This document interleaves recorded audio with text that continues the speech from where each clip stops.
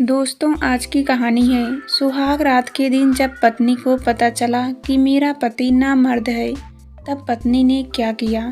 कहानी पसंद आए तो वीडियो को लाइक एवं सब्सक्राइब जरूर करना। तहजीब के अब्बा इसरार ने अपनी लड़की को दिए जाने वाले दहेज को गर्व से देखा। फिर अपने साढ़ू तथा नए बने समधी से पूछा, अल्फाक मियाँ, कुछ कमी हो तो बताओ। भाई साहब, आपने लड़की दी, मानो सब कुछ दे दिया।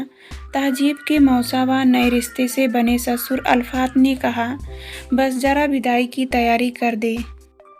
शीघ्र ही बारात दुल्हन के साथ विदा हो गई। तहजीब का मौसेरा भाई मुश्ताक अपनी मौसेरी बहन के साथ शादी करने के पक्ष में नहीं था। उसका विचार था कि यह व्यवस्था उस समय के लिए कदाचित ठीक रही होगी जब लड़कियों की कमी रही होगी, परंतु आज की स्थिति में इतने निकट का संबंध उचित नहीं। किंतु उसकी बात नक्सर खानों में तूती के समान दबकर रह गई थी। उसकी माँ अफसाना ने सपाट शब्दों में कहा था, मैंने खुद अपनी बहन से उसकी लड़की को मांगा है। अगर वह इस घर में दुल्हन बनकर नहीं आई तो मैं सिर पटक पटक कर अपनी जान दे दूंगी। विवश होकर मुश्ताक को चुप रहना पड़ा था। तहजीब जब अपनी ससुराल से वापस आई तो वह बहुत बुझी बुझी सी थी। वह मुस्कुराने का प्रयास करती तो भी मुस्कुराहट उसके होठों पर नाच ही ना पाती थी। वह खोखली हंसी हंसकर रह जाती थी। तहजीब पर ससुराल में जुल्म होने का प्रश्न न था। दोनों परिवार के लोग शिक्षित थे। अन्य भी कोई ऐसा स्पष्ट कारण नहीं था जिसमें उसका उदासी का कारण समझ में आता। तुम तहजीब का दिल टटोलो। एक दिन इसरार ने अपनी पत्नी रुखसाना से कहा, उसे जरूर कोई ना कोई तकलीफ है। पराए घर जाने में शुरू में तकलीफ तो होती ही है, इसमें पूछने की क्या बात है। रुखसाना बोली, धीरे धीरे आदत पड़ जाएगी। जी हाँ, अब आप पहली बार इस घर में गई हैं, तब शायद ऐसा ही मुंह फूला हुआ है।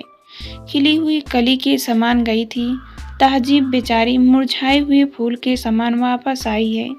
इसरार ने शरारत के साथ कहा, हटो जी, आप तो चुहलबाजी कहते हैं। रुखसाना के गालों पर सुर्खी दौड़ गई।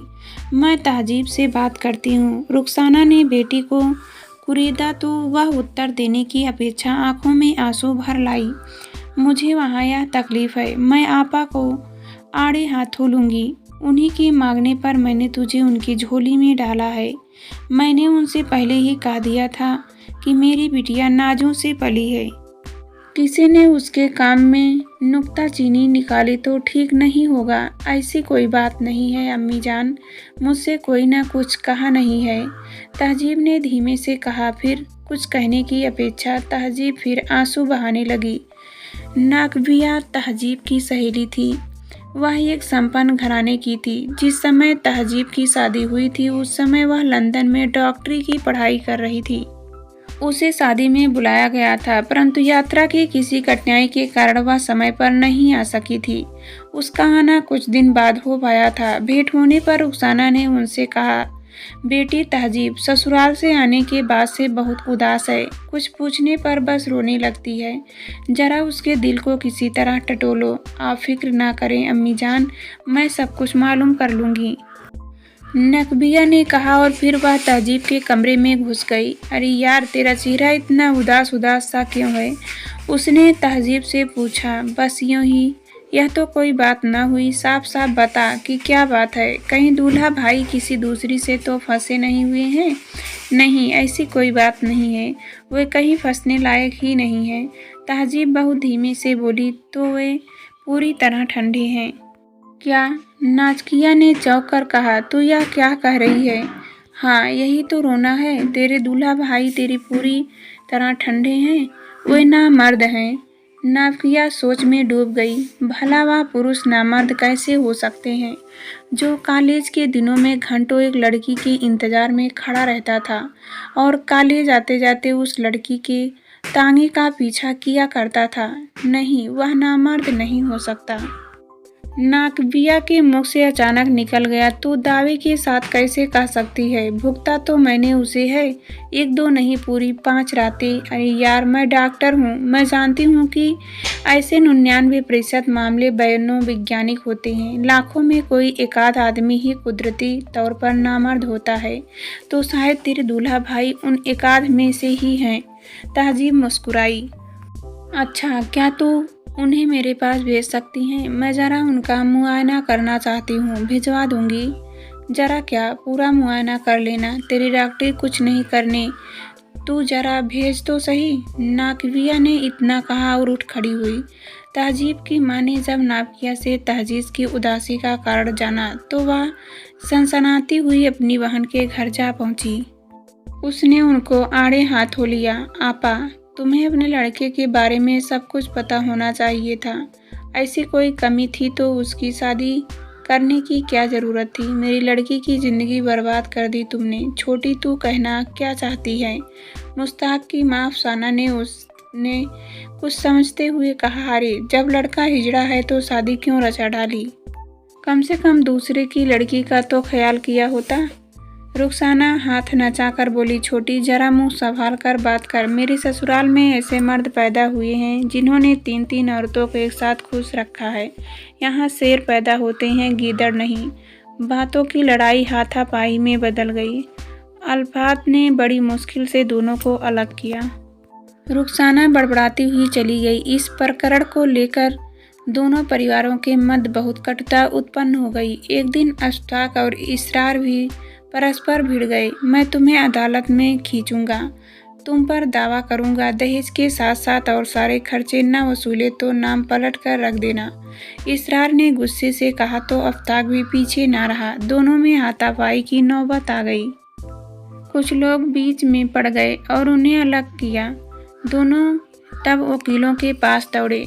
तहजीब मुश्ताक के पास यह संदेश भेजने में सफल हो पाई कि उसे इसकी सहेली नाकबिया याद कर रही है। एक दिन मुश्ताक नाकबिया के घर जा पहुंचा। आइए आइए, नाकबिया ने मुश्ताक का स्वागत करते हुए कहा। मेरे कॉलेज जाने से पहले और लौट कर आने से पहले तो मुस्तैदी से रास्ते में साइकिल लिए तांगे का पीछा करने को तैयार खड़े मिलते थे, और अब बुलाने की इतने बाद आए हो। नाकबिया ने मुस्कुराकर यह बात कही तो मुश्ताक झेप गया। फिर दोनों इधर उधर की बातें करते रहे।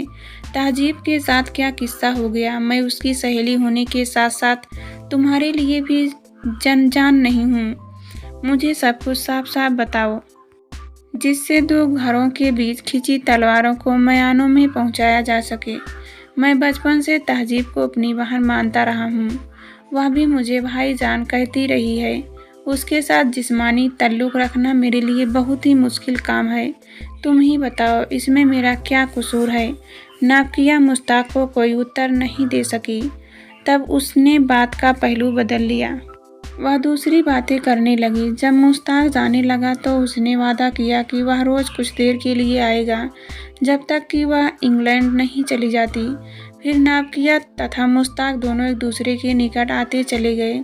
एक दिन नाकबिया ने तहजीब को बताया, सुन, तेरा पति तो पूरा मर्द है, उसमें कोई कमी नहीं है। उसके दिल में तेरे लिए जो भावना है उसे मिटाना बड़ा मुश्किल काम है। फिर नाकबिया ने सब कुछ बता दिया। तहजीब बहुत देर तक कुछ सोचती रही, फिर बोली, उनका सोचना ठीक लगता है। सचमुच इतने नज़दीकी रिश्तों में शादी होनी चाहिए?